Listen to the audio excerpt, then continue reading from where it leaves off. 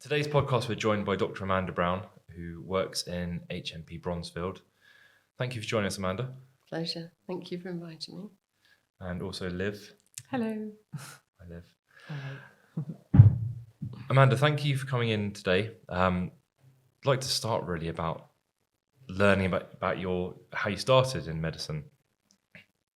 From the early From the early days. From the early days. Well, after doing the hospital jobs, I always wanted to be a GP.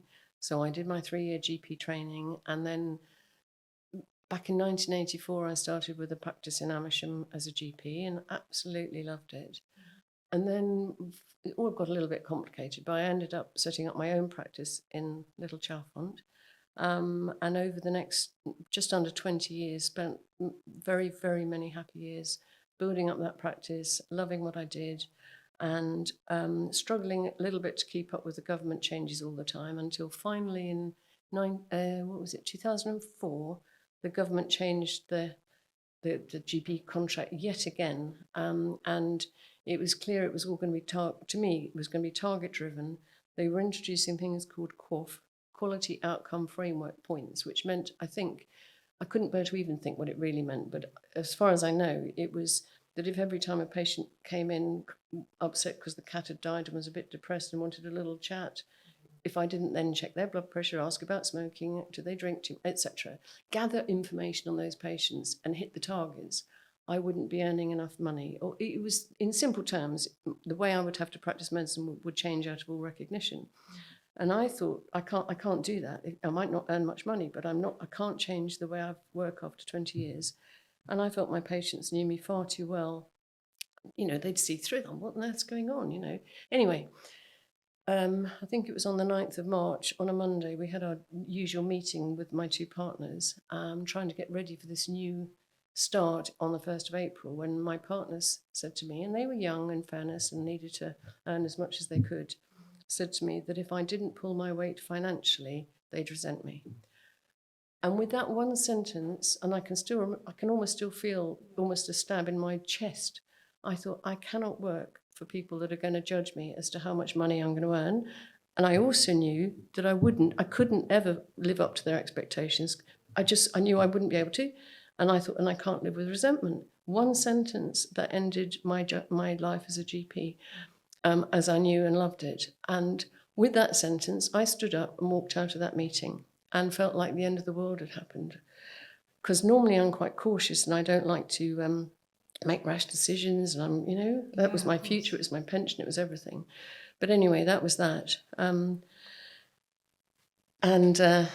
I was so upset with what the government was doing, I ended up on the front page of one of the GP magazines called Pulse, which is still going actually, believe it or not, and good old Pulse.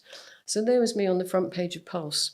And I didn't mean to be quoted when they did quote me word for word, saying that nobody gives a toss. What I really meant was, what's happening? I love these people. I love my job. And anyway, so that was the end of me. And fortunately, a doctor that was recruiting doctors to work in prisons, got hold of me through that article and rang me up one day and said, would you like to work in a prison?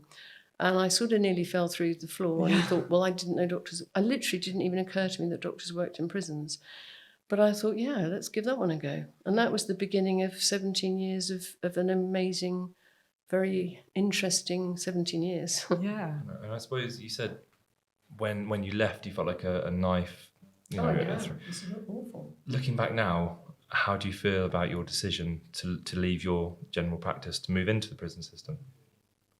I would have to say it's the best decision I probably ever made. I mean, at the time, it was like a bereavement. I felt angry. I felt I'd lost my family almost, because the patients, I genuinely was very, very fond of the people I looked after. They were loyal to me. I was loyal to them. And I still, to this day, think very fondly of so many of those people. And many of them wrote me beautiful letters and cards, which I still have. I still have them, which is wonderful. But I wouldn't change the fact that I've had the most incredibly interesting 17 years since. Yeah. And before you made that decision to go and work as a prison doctor, and you said that as I think most people, they're not aware of the other kind of ancillary professions that Yeah. are part of the prison system. Did you know anybody either through your professional work or through your social life? Did you know criminal barristers or lawyers? Anybody that was connected? Did you have any exposure to the criminal justice system? Absolutely none, thank Right. God. No, apart from a sort of something that happened on a personal level, but that no. No. I mean, I had absolutely no idea what I was getting myself into. This is a completely brave new world. Yeah, a very exciting new world, actually. Yes, Mm. and a very enlightening one. And what were your first thoughts when you stepped into prison for the first time? Almost surreal, where am I? I can't believe I'm on the inside of a place that most people never, thank God, get to see the inside of. So, bit intimidating, quite exciting, wondering what on earth I was going to be confronted with. But yeah, it was great. So I find it amazing because I go on quite a few prison visits, and I find it intimidating when I enter the prison building, and I'm always glad to leave. And it's amazing me that you're so keen to go there every day for work. Yeah, yes. No, yeah, it's a weird thing to say, but I suppose after 17 years, I wouldn't say it's quite home from home, but I certainly just feel very comfortable there, thank God. And you started in HMP Huntercombe in Yes. Oxfordshire. Yes. And in one of your books, you mentioned that the children, or let's say the young adults there, were similar ages to your sons. Yes. Was there an eye-opener seeing how life has treated other people? Oh, hugely eye-opening and very, very, of course, very upsetting. I mean, these were 15 to 18-year-old boys, and my boys were that age. And one of the things that struck me was how many of those boys were already fathers, how many of them have grown up in care, the extent of self-harm that they've been through, and the extent of abuse many had been through. And the fact that so many of them had absolutely no support outside. Yeah. And one boy struck me. He was just turning 18, and he was going to then move on to a prison for 18 to 21-year-olds. And he really touched my heart, and because he had absolutely no family at all. And I remember thinking, how must it feel at the age of 18 to literally know there's no one out there that cares and really loves about. I couldn't get my head around that. Yes. And he's the one that I mentioned in the book that wrote me poetry, and it was hugely moving. I've still got his poetry somewhere. And then that kind of relationship, I mean, I think the word comes up in your writing as well, that you get this snapshot of time with people. So then that kind of relationship, it just gets severed. You don't know what happened to him or where he went on from there. And that's definitely the worst. In a way, maybe I don't always want to know, but that is the downside of working in prison, is very often you absolutely never know what ever happened to those people, or whether what I might have said or done for them would have made any difference to them. You know, I will never know. Yeah. But if he's out there somewhere, listening to our podcast, that'd be amazing. You never know. Yeah. And within the prison system, there's medical units in every prison. What's the medical unit made up of in terms of staffing? Well, there will be GPs going in, they have dentists going in, physiotherapists, podiatrists, opticians, dentists.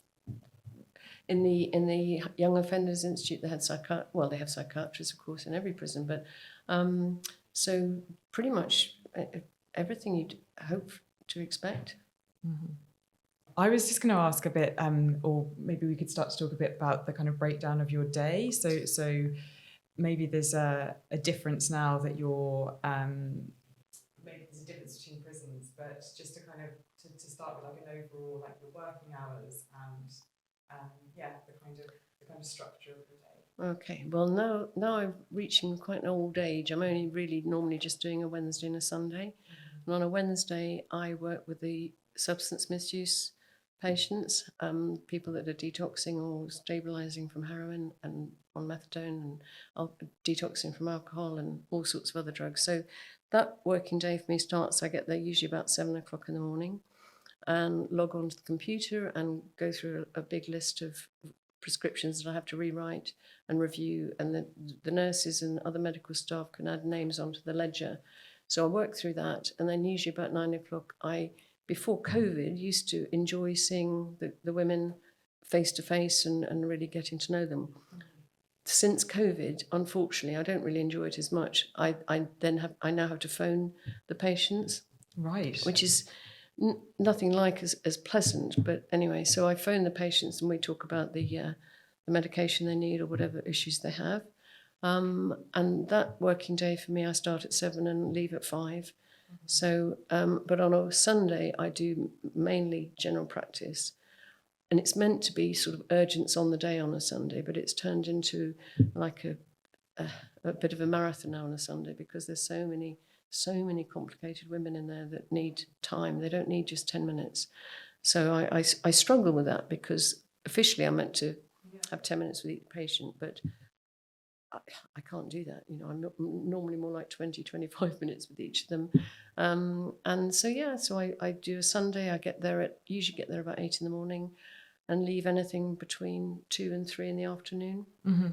It's funny, that's sort of a reflection in some ways of GP surgeries outside of prison, where it's since COVID switched to largely telephone calls, and then also I'm sure the pressure that everybody is under to get through the lists. Yeah. Well, it's very, very frustrating actually. And when I worked on, when was it? Was it Monday today? No, Tuesday. When I worked last Sunday anyway, I had a lot of women on the list to be seen, and they were meant to be brought over every 10 minutes for their appointment, which I can never stick to anyway.